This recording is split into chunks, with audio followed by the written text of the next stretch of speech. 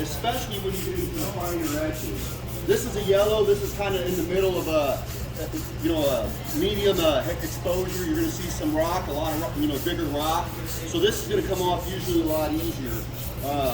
Again, we did this yesterday, so we're hoping that this is going to come off pretty easy with the broom. More than likely, for next day, you're going to come in.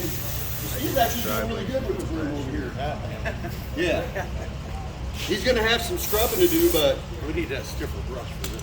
Right. Okay, let me grab that real quick. Yeah. Here, I've done this before. Anybody want to try it? I did some driveways. So we finished right at noon spraying it because we went and ate lunch as soon as we sprayed that stuff. Overwork it in one area. I don't think you can. No.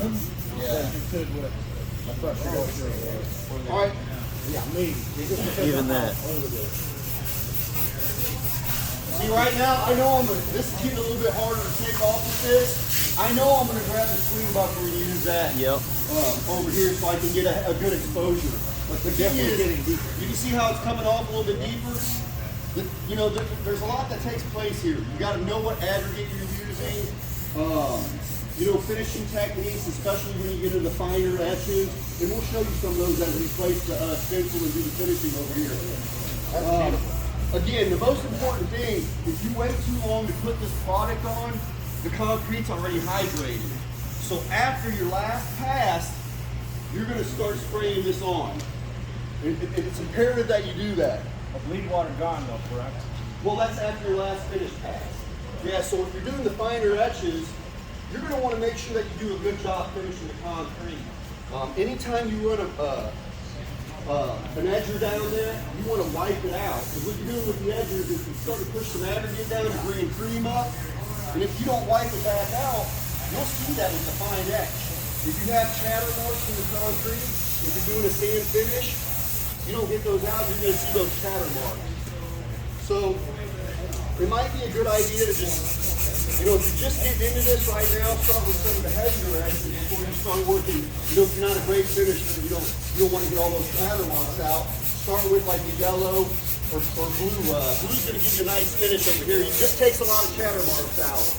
But like a really lighter edge, beige, you got to be a really good finisher. I don't do beige.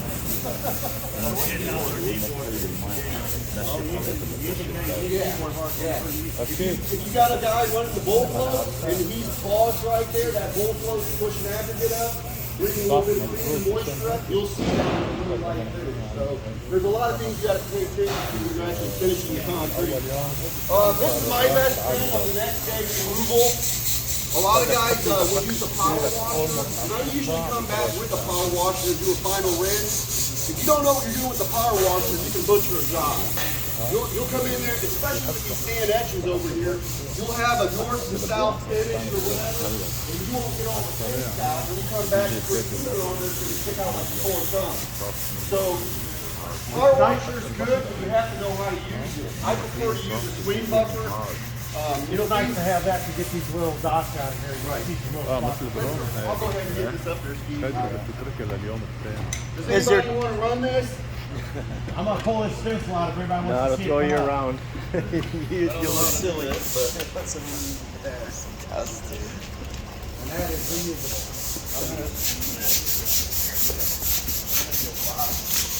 I got it, you guys can sit there and watch. Need some help, Johnny? Oh, I got it. Good. You're not the guy to help, right?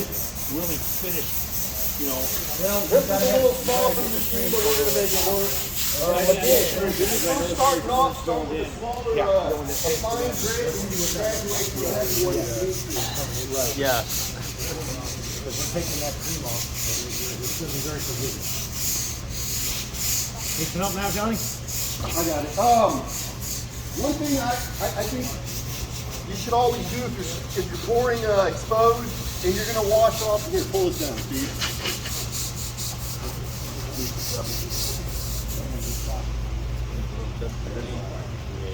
If you're pouring a slab and you're going to do same day removal, it's a good idea to pour like a little 2x2 off to the side, because you can start washing off on that one, and that'll tell you exactly what the timing to be.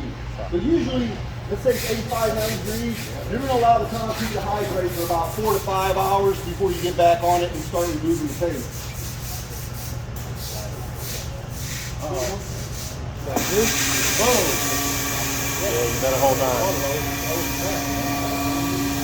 Somebody want to grab like another broom and start pushing everything through the drain. I'm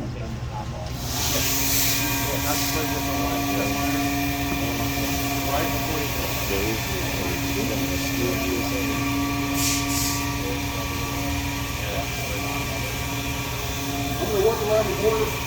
He's going to go back over here and do that. We did this last year. They did a smaller one, and I went ahead and did driveways, 3 different driveways with this.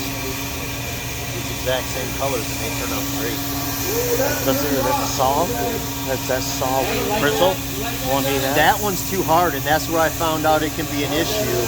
If the harder bristle actually doesn't want to, it digs too hard almost.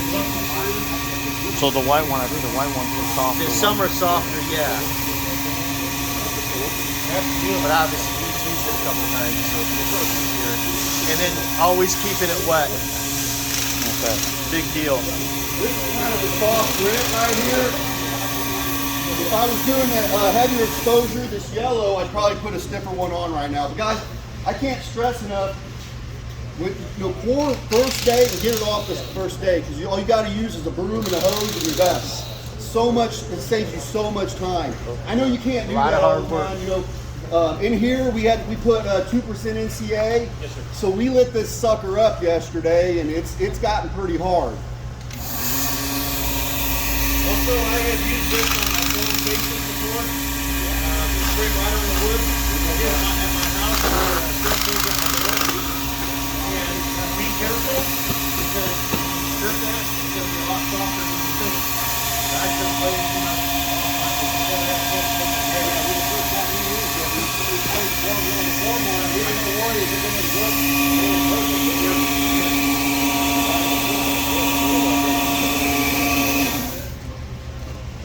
Yeah, this is that finish.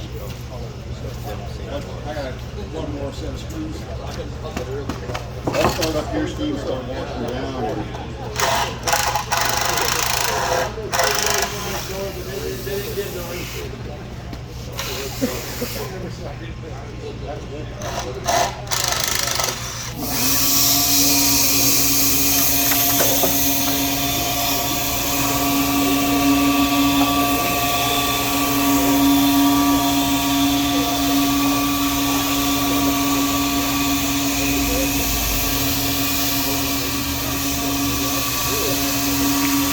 Let me know if I missed something, Steve.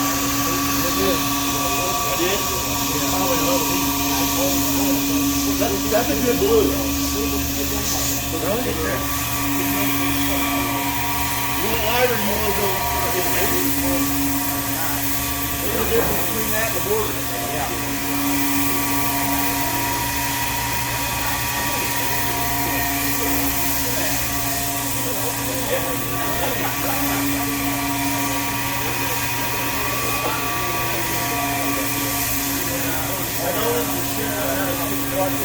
What do you guys use for the radius when you're blocking? Because I was with you guys last year. I did some driveways actually in this, and the radius is where I had the most problems trying to, spray and keep the radius without damaging. What do you guys use as your radius? Oh, the shield block or shield. A good spray tip. Yeah.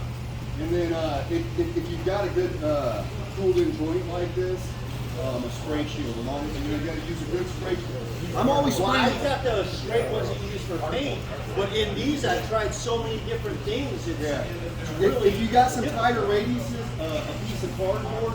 But when we put this down, I'm going to discuss different tips on your spray. but even cardboard, it gets like room. I actually went to try and use it aluminum for These sprays are used like paper.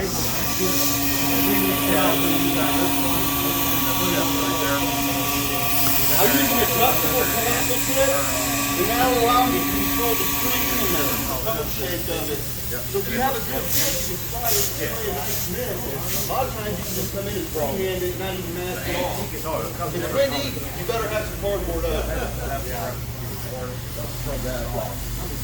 Hey Johnny, are you using the big sprayer or the small handheld sprayer for the detail stuff like that?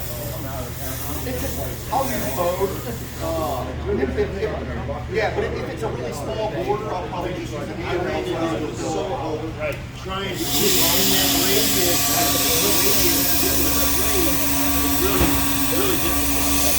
Really difficult.